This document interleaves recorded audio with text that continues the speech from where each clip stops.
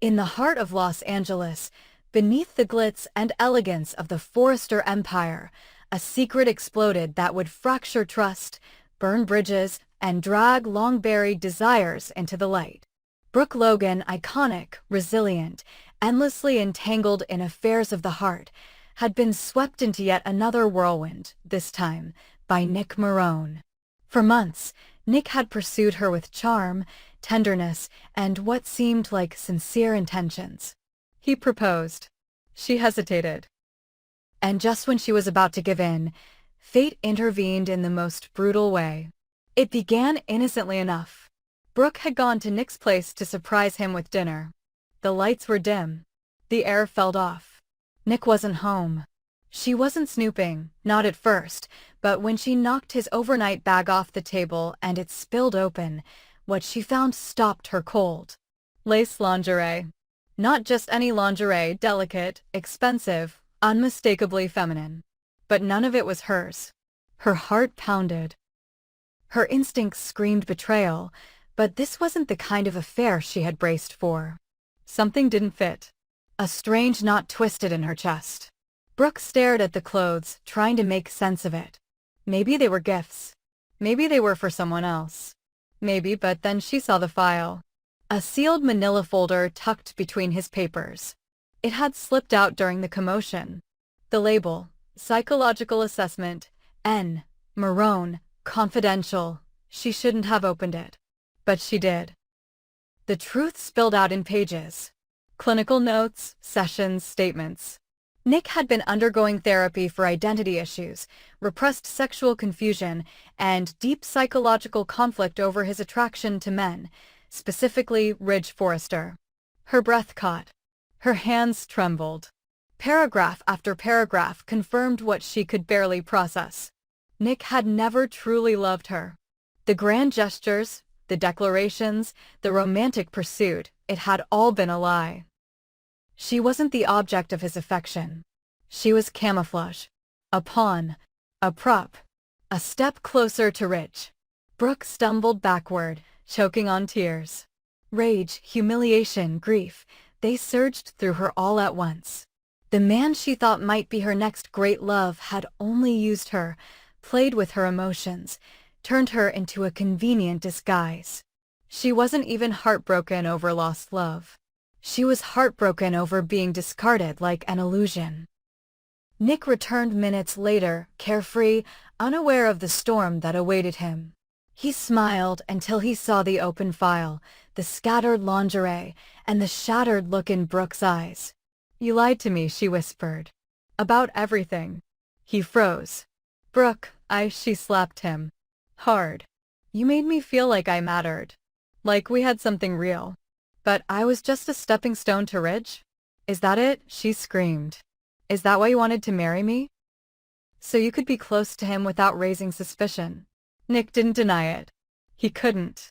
"I didn't mean to hurt you," he muttered. "I thought I could change. I thought if I loved you hard enough, it would go away. But it didn't," she spat, voice cracking. "And you dragged me into your fantasy and made me believe it was love." He tried to explain, to offer some warped form of apology, but Brooke wasn't listening anymore. She stormed out, disgusted, wounded, and unsure what hurt more. The lie or the realization she had been so completely blind to it. Days passed, but the fallout had only begun. Brooke couldn't keep it in. She confided in Katie and Donna, both stunned into silence. The secret was too big, too damaging. And Brooke couldn't bear to face Ridge, not yet. But Ridge, as always, was never far from the center. He sensed the shift immediately. Brooke withdrew. Nick avoided him. Tension buzzed through every conversation. Ridge pressed, demanded to know what had happened. And finally, in a moment of exhaustion and anguish, Brooke told him everything. The reaction was instant. Ridge's face drained of color. Not because of the betrayal toward Brooke, but because of the deeper horror, that Nick's interest in him hadn't been platonic. That Nick had manipulated Brooke to be near him. That his so-called friend harbored feelings that went far beyond brotherly. At first, Ridge recoiled. He felt sick. Trapped. violated. Every shared drink, every lingering glance, every moment of closeness was suddenly recast under a darker, more twisted light. He felt hunted, deceived. He stormed out, fists clenched, demanding answers from Nick himself. The confrontation was ugly. Ridge cornered Nick outside Spencer Publications. His voice was low lethal. "Is it true?" he growled. "Did you use Brooke just to get to me?" Nick didn't flinch. "I didn't plan it like that. I just couldn't stop it." Ridge slammed him against the wall. "You used her. You lied to me. You lied to everyone." "I didn't lie about the pain," Nick said. "I've spent my whole life denying who I am. You think I wanted this? You think I chose this mess?" Ridge stepped back, breathing heavily. "You don't get to play the victim. Not after what you did to her. Not after you twisted your way into our lives like a parasite." Nick looked away, ashamed but defiant. "I wanted to stop. I tried. But I loved you. I still do." The words sent a chill down Ridge's spine. He didn't respond. He just walked away. But the damage didn't stop with Ridge. Whispers traveled fast. Eric overheard part of a conversation between Donna and Katie. Rumors spread. Thomas, always suspicious of Nick, confronted Brooke privately and confirmed what he feared. Even Steffi, jaded and cold, felt a flicker of sympathy for Brooke. But while Ridge tried to regain control of his emotions, Brooke spiraled. She couldn't sleep. Couldn't think. The betrayal had broken something in her. For a woman who had endured countless heartbreaks, this felt different. Colder. More calculated. She had been used not just emotionally, but symbolically. Her body, her image, her identity, all reduced to a mask for someone else's secret. Ridge returned days later with a surprising twist. "I don't forgive him," Ridge said. "But I think I understand." Brooke stared at him. "What do you mean?" "I think I always knew," he confessed. "Somewhere deep down. I felt it. I ignored it. Pretended it was nothing. But Nick, he never looked at anyone the way he looked at me." "And you're not?" she asked hesitantly. "No," Ridge said quickly. "But I'm not afraid to admit I was blind. And I should have protected you from it." "You don't have to protect me," Brooke replied. "I just want the truth." The truth was that Ridge was horrified, but not angry in the way Brooke expected. He saw Nick's deception not as predatory, but as pathetic. Desperate. Sad. And while he refused to have anything to do with Nick again, he didn't seek revenge. He simply shut the door and locked it. Nick, meanwhile, vanished from the public eye. Rumors swirled. Some said he checked into a clinic overseas. Others believed he'd fled LA permanently. The truth didn't matter. To Brooke, he was gone. Dead to her in every way that counted. But the scars remained. Brooke stood before the mirror days later and asked herself why she kept ending up in these cycles of illusion. Of men chasing her for the wrong reasons. Of being chosen for convenience, not for who she was. And for once, she didn't cry. She just looked. Quiet. Empty. A little colder. And somewhere, in the ruins of another love gone wrong, a new side of Brooke Logan began to form. Not softer. Not broken. Sharper. Harder. And ready. In the dark, twisted underbelly of Los Angeles, where secrets are currency and betrayal is a daily ritual, Sheila Carter followed a trail that no one else even noticed. A tiny puncture on a discarded napkin. A vial out of place. The faint scent of antiseptic in a hallway that shouldn't smell like anything. It was enough. Sheila had lived too long in the shadows not to know when something didn't fit. And she followed that feeling all the way to a rundown part of town where a forgotten apartment sat sealed off like a vault, no mail, no lights, no sounds. But Sheila knew what she was looking for. And when she forced her way inside, what she found nearly stopped her heart. Luna Nozawa. Alive. Unconscious. Hooked up to a drip and breathing through an oxygen tube, but unmistakably alive. The shock paralyzed Sheila for only a moment. Her mind raced. Her memory flashed back to another hidden apartment, another locked room, another time when she herself had been accused of unthinkable crimes while Lee Finnegan kept her own son, Finn, sedated and hidden away from the world. And now, somehow, impossibly, history was repeating itself.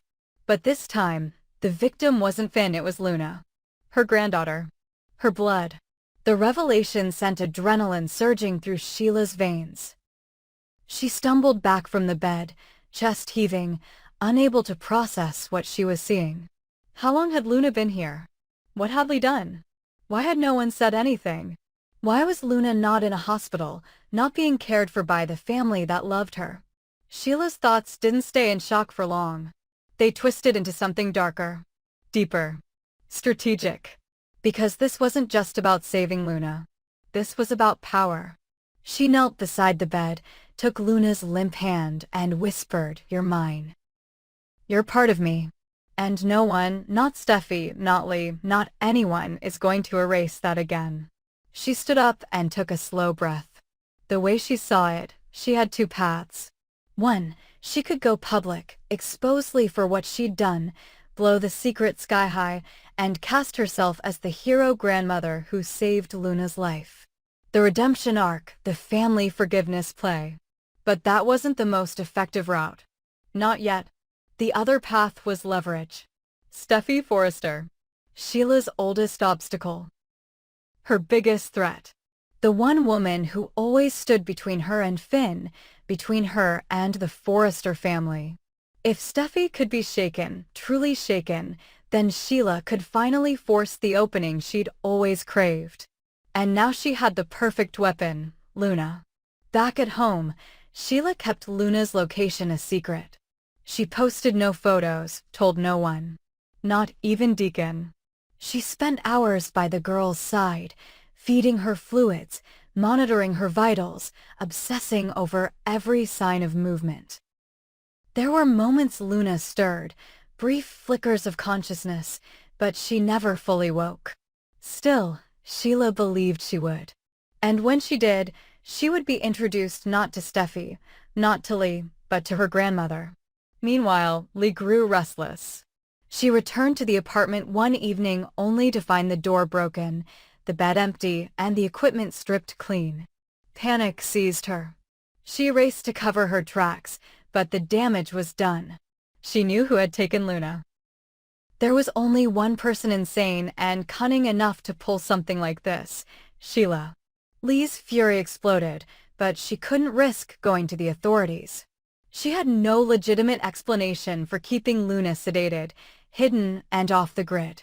It would destroy her career, ruin her relationship with Finn.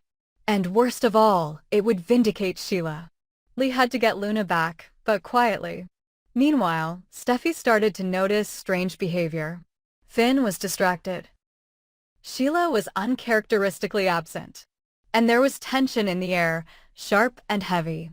She confronted Finn, who admitted he hadn't seen his mother in days and was starting to worry. That's when Steffi decided to pay Sheila a visit.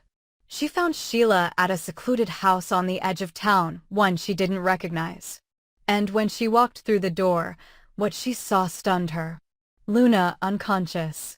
Sheila calm and smiling. "What the hell is this?" Steffi demanded. "I saved her," Sheila said quietly. "Your mother-in-law was going to let her die." Steffi's hands shook. "You expect me to believe you care about Luna?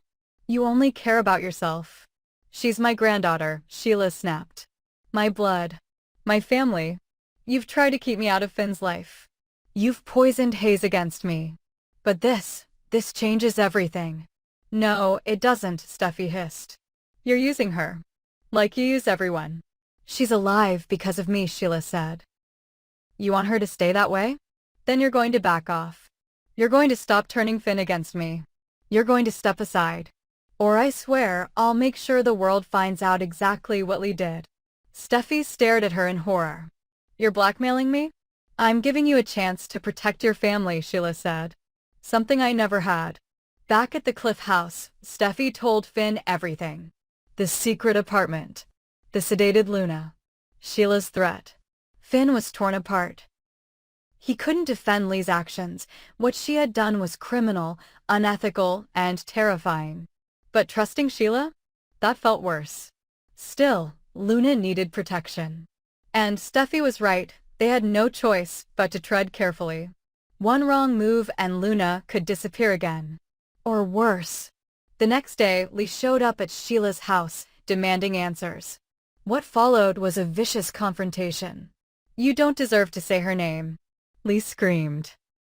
"You're nothing but a monster who slithered her way back into our lives." "I'm the only reason Luna's still alive," Sheila shot back. "You were ready to let her rot in that cell you called a clinic." "I was protecting her," Lee said. "From people like you." Sheila stepped closer. "You're not her mother. You're not even her aunt. You're just another jealous woman who couldn't stand being second to me." Lee slapped her. Sheila laughed. It didn't matter who won the argument. The real battle was just beginning. Luna finally opened her eyes. Confused. Weak. Scared. And the first face she saw was Sheila's. The first words she heard were, "You're safe now. Grandma's here." In the days that followed, Sheila began to weave her narrative. That she rescued Luna. That Lee had tried to keep her hidden. That Sheila had given her a second chance. She painted herself as a savior, slowly gaining Luna's trust while keeping her isolated from everyone else. Steffi tried to intervene, but Sheila blocked every path. Luna was too fragile, too disoriented to remember what had happened. And Sheila made sure to remind her of that every hour. She manipulated every conversation, twisted every fact, and planted the idea that maybe the Forresters didn't want Luna back. That maybe Sheila was the only one who truly cared. It wasn't about love. It was about leverage. Because now, Sheila had a card no one could touch. A vulnerable granddaughter desperate for clarity and a family to belong to. The question was no longer would Sheila use Luna against Steffi, it was when, and whether the Forresters were strong enough to survive the storm she was about to unleash.